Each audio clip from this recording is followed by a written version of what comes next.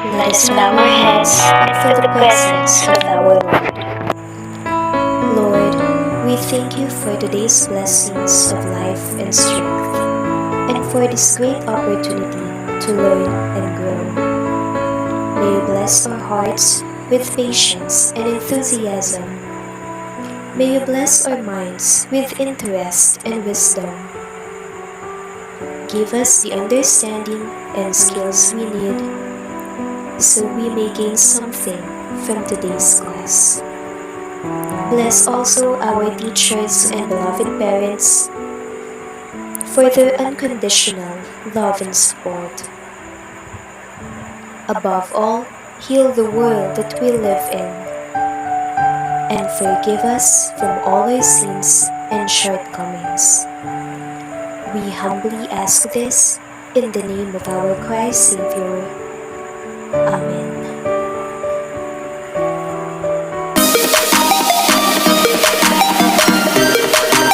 Hi, good day everyone. Well, today we will having a new topic to discuss, a very interesting topic. But before that, let me introduce myself first. By the way, I am Marjorie Tolentino from BSI 3A. And now to formally start our discussion, let me introduce to you my co-reporter, Miss Jomin Maureen Arcangel and Miss Jasmine Balino. And we are a Group 12, your reporter for today. In this video, we prepared a learning objectives. Number 1 is to identify the Gtaw. Number 2 is to discuss the Gtaw planning and control. Number 3, to identify the equipment used in Gtaw planning and control. Number 4 is to identify the types of tungsten available for use with GTA planning and control. And lastly, to identify the advantages and disadvantages of Gtaw planning and control. Now, let's start the discussion. Overview. The GTA process is quite often a viable option for welding aluminum. It was developed in 1944 and is still extensively used to successfully weld aluminum alloys today. Some of the highest quality welds used in critical applications, such as full penetration pipe welds on cryogenic pressure vessels, are almost exclusively made with this welding process. Alternating current or AC is used for most applications, but direct current or DC power is employed for some specialized applications. The Gtaw process was developed earlier than the gas metal arc welding process, and for a time was used to weld aluminum of all metal thicknesses and joint types. The Gtaw process has since been replaced by the gas metal arc welding or GMAW process for many aluminum welding applications, primarily because of the increased speed of GMAW process towards thicker sections. TIG or Gtaw or Hilliard was developed to join light alloys used in airframe manufacturing, especially magnesium. The TIG process or TIG process provided a consistent, inexpensively way to quickly achieve high-quality welds. Tungsten inert gas or TIG welding is types of arc welding. As with other types of arc welding, the basic principle is that an electric power supply is used to create an electric arc between the electrode and the metal being melted down in the weld. The electrode in the rod is made from the rare metal tungsten and cooled and protected by an inert gas, usually is an argon. So what is Gtaw? In TIG welding process, TIG stands for tungsten inert gas. TIG is also known as gas tungsten arc welding or Gtaw. It is a process that uses a non-consumable tungsten electrode to form the weld. Generally, it uses filler metal, but in some autogeneously welds, it does not require it to protect the weld area from atmospheric contamination. Helium or argon is used as shielding gas. A constant current welding power supply is used to produce the arc between the electrode and the workpiece. Most commonly, TIG or gas tungsten arc welding or Gtaw is used to weld thin sections of stainless steel, magnesium, aluminum, and copper alloys, but it can weld all types of metals. This type of welding process allows the operator better control over the weld as compared with shielding metal arc welding or SMAW and gas metal arc welding or GMAW. It is a complex welding process and not easy to master. Again, I am Marjorie Tolentino and that is all my part in this video, and this discussion will be continued by Miss Jomin Maureen Arcangel. Good day everyone. For my part, I will discuss the gas tungsten arc welding planning and control. Before we work, we first need to wear PPE which help to avoid unexpected events to make it more comfortable to work. Gas tungsten arc welding process is the widely used process for joining similar and dissimilar metals due to the good quality outputs from the process. The process is having several advantage in terms of sound weld. However, the heat input and speed of the process remain big challenges that can be compensated over the sound quality of result weld. Welding is an arc welding process that uses a consumable tungsten electrode to produce the weld. The pillar metal is added from an external source, usually as bare metal pillar rod. The weld-cooled area is protected from the atmosphere and a possible contamination by the shielding inner gas such as argon. A filler metal normally is used, although some welds known as autogenous weld do not require it. The gas tungsten arc welding is the best suited to weld thin section of stainless steel and light metal such as aluminum, magnesium, and copper alloy.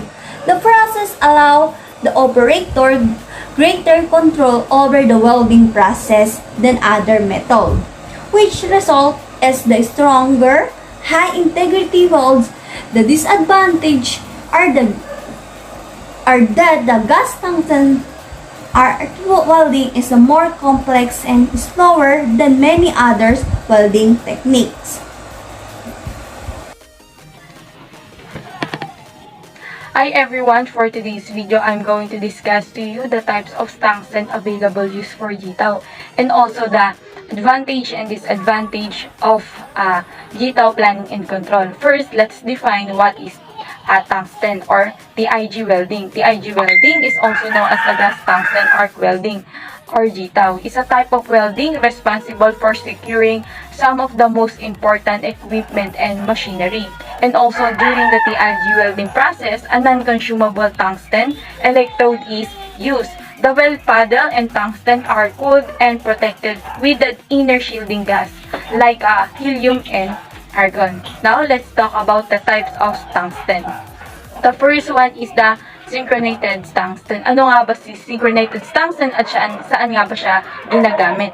So, synchronated tungsten, this particular tungsten alloy is typically employed on welds that requires a high AC current and non-ferrous metal. This makes it extremely used for metals such aluminum, copper, and silver. Ano nga ba si synchronated tungsten? Synchronated tungsten electrodes are generally used to weld metals whose surface have a higher melting point than the surface metals underneath.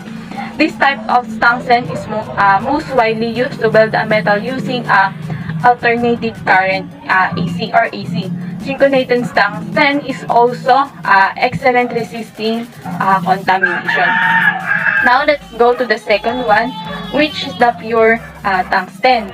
The pure tungsten is an alternate is an alloy that can only be employed on welds that do not involve iron. An alternating current is used during this welding process. Ano nga ba si pure tungsten? The pure tungsten, this kind of electrode with limited current density, is mostly used with alternative current for welding aluminum alloys, as the small ball that is formed at the extremity of the electrode is very clean and permits the arc to stay stable. The pure tungsten electrodes are not recommended for welding under direct current as they offer poor results regarding the strength and stability of the arc. And now let's go to the third one is the turreted tungsten. Turreted tungsten, ano nga ba si turreted tungsten? This is the most commonly used type of tungsten electrode and is typically used on a carbon and stainless steel. Bakit nga ba laging ginagamit si turreted tungsten? Turreted tungsten electrodes are widely used because they make a good welds and also are long-lasting and quite easy to use. A turreted tungsten electrode operate at temperature well below its melting temperature compared to pure tungsten electrode. This results in much lower rate of consumption of the electrode during welding, which eliminate much of the arc wonder associated with bold pure tungsten. And now, let's go discuss the advantage and disadvantage of Gtaw planning control na pinaliwanag ni Miss Jomine Valerio. And now, let's talk about the first one, advantage. The advantage of the Gtaw planning and control. The first one is the concentrated arc. Permits pinpoint control of heat input to the workpiece, resulting in a narrow heat affected zone. Number 2 is no slug. No requirements for flux with this process. Therefore, no slug to obscure the welder's vision of the melted weld pool. The third one is no sparks or spatter. No transfer of metal across the arc, no molten globules of spatter to contented with no spark produced of if material being welded is free of contaminants. The third one is little smoke or fumes. Compared to the other arc welding process like stick or flux cord welding, few fumes are produced. However, the base metals being welded may contaminate or contain a coating or element such as a lead, zinc, copper, and nickel that may produce hazardous fumes. And the third one is the welds. Welds more metals and metal alloys than any other arc welding process. And the second one is good for welding thin materials. And the third one is good for welding dissimilar metals together.